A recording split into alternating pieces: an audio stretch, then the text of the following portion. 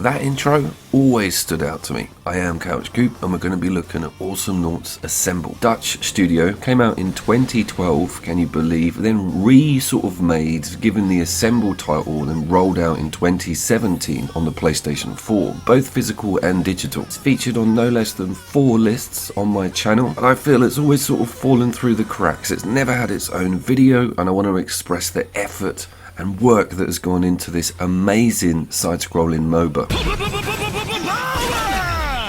If you're a fan of the channel or know of my older videos, I went quite deep on Battleborn taking its content away from us, basically disappearing, and no refunds. This is an identical game model, and I want to talk about how clever it is with its character differential and upgrade system. It's got 20 different unlockable characters in it, and this game was supported up until 2019. Now it does work on a local co-op level. Playing this game offline means you add bots. Essentially it's 3-on-3, and this game includes 3-player local co-op, which I'll show you a bit of later.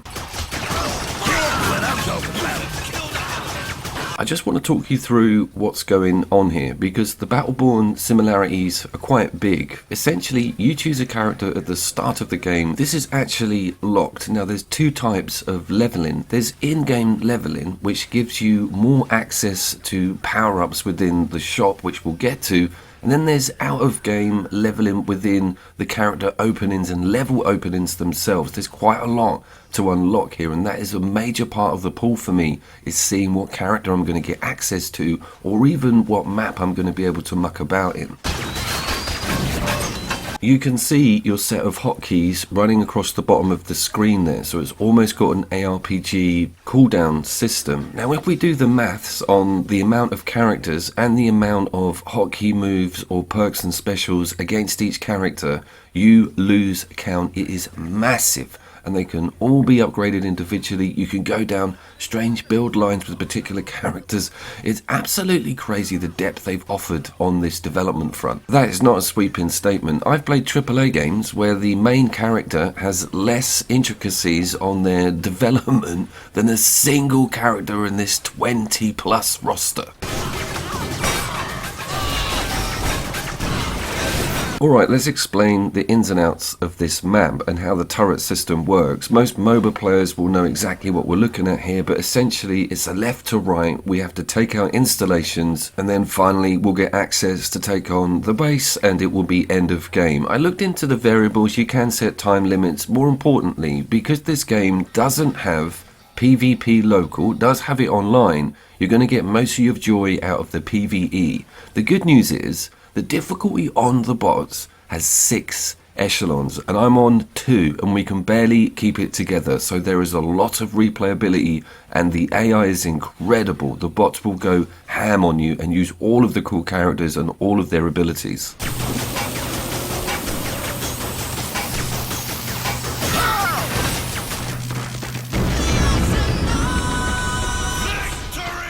Coming back to that no local PvP, this game kind of markets itself as a sort of online MOBA where you can just put in local co-op, but obviously that community is probably a bit diluted now. The best place is to use the AI and use that PvE mode, but more importantly, every single game that you play, be it one you've lost or be it one that you're just playing against really easy bots with, puts into XP for you to open up new characters. So at the end of every single match, you've got all this cool stuff to look forward to, and finding that favorite character, getting to utilize all their moves well, or even get some synergies going with your mate. There is loads of that, and I haven't even mentioned that each character has got like voice acting and one-liners. It's also got a sort of audio trigger with a lot of the hotkeys so that you know what's been done or what the enemy's doing because they shout at the top of their voice about it. The art on all of the characters is just amazing, and the distance between their specials and how they alter the battlefield. There are technically healers, there is tank characters. It's so amazing to train up with maybe 2 new people against some easier bots and then take that to a big match. It's too much depth for a game that is £8 and came out in 2017. Mate, we are nearly at the 5-minute mark. You've only just got the split screen going. I wanted to just position how amazing this game is on a ground level before even talking about the nuances of having two people on screen.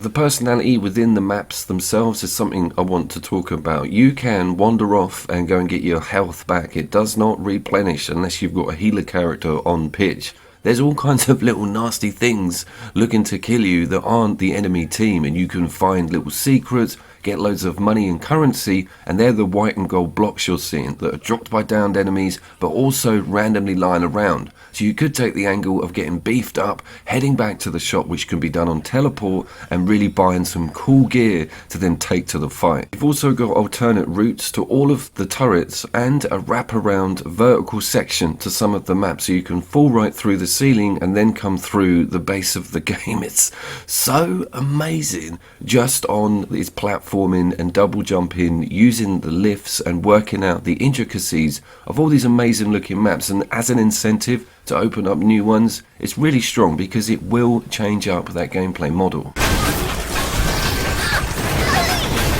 So a little bit like Overwatch or any other MOBA game, you really don't want to die, and if you start getting low on health you have to retreat, and then pursuits occur, the AI won't let you go, you end up on white knuckle chases trying to get back to the shop or trying to instigate your teleport before you're killed by one of these evil robots. Again, like any other MOBA, knowing your opponent or knowing who's fighting you's abilities is a real advantage, so it's important that you sort of look into who you've got in that arena to fight against, because that vastly changes things up. And remember, things are locked, so once the opponent's committed on who they're fighting with, you have to work out the weaknesses and strengths of that selection. Talking of weaknesses and strengths, look at the amount of selections you have available to you in the shop. I think it's 5 different perks, all with like 7 echelons of level up.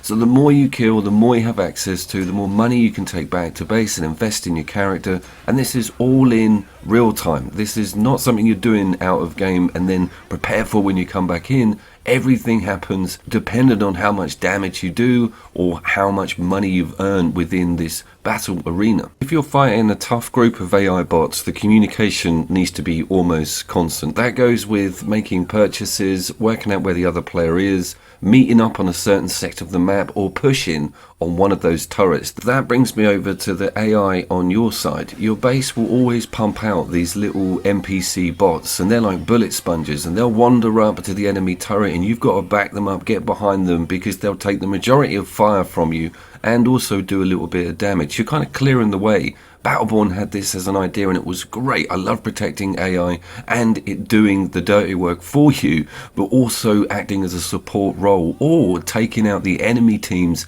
AI bots and bringing them down a peg or two.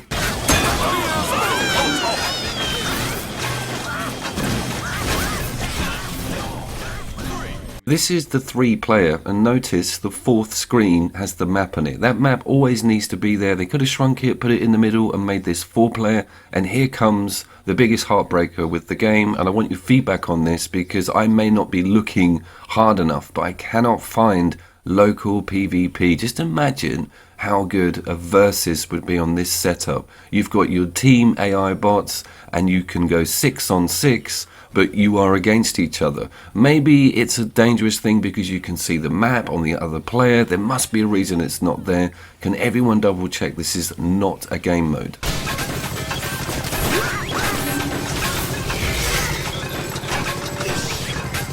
I've obviously reviewed well over 200 local co-op games on the PlayStation 4 and PlayStation 5, and I might do this again with certain games I feel haven't had the attention they deserved and got buried on larger lists. I will also put a link to the Battleborn video I made about that disaster, and apparently that is still over on PC modded and running on some third-party servers. I have of course been Couch Coop, and I specialise in single-player offline content and local co-op PlayStation 4, PlayStation 5 games. I would love your subscription or a comment or a like on this video. I will of course see you down there.